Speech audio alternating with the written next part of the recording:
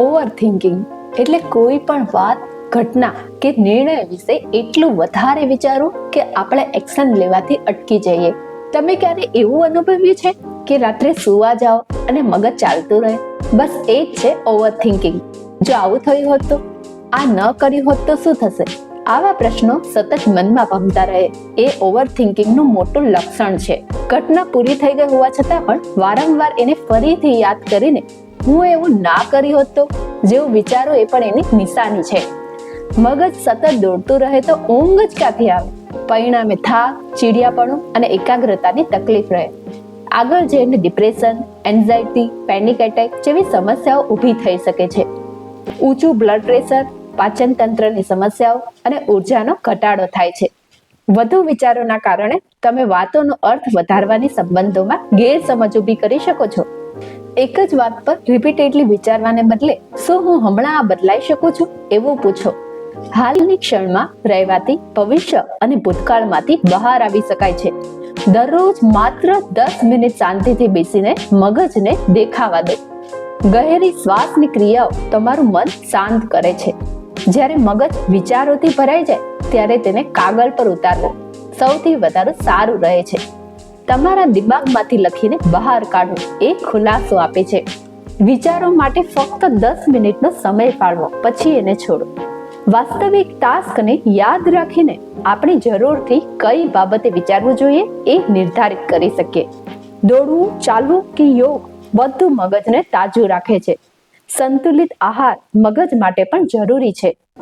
અધિક વિચારવાનું મોટું કારણ ઊંઘનો અભાવ છે. આપણે જે વિચારીએ છીએ એ હંમેશા સત્ય નથી, માટે શેર કરવું મહત્વપૂર્ણ છે. કોઈને કહો કે તમે શું અનુભવી રહ્યા છો. કેટલાક પ્રશ્નોનો જવાબ આપણે શોધી શકતા નથી અને એ પણ ઠીક છે. પાછળ જુઓ, પણ અફસોસ માટે નહીં, શીખવા માટે. જે કાર્ય કર્યું છે એ તરફ ધ્યાન કેન્દ્રિત કરો. જ્યારે મગજ એંગેજ હોય ત્યારે ઓવર થિંકિંગ થવાની સંભાવના ઓછી રહે છે. જ્યારે વધારે વિચારું છું ત્યારે સારું નિર્માણ થાય છે. નહીં, વિચાર કરતા કરતા ટાણું કાઢી લેવાનું નામ સર્જન નથી.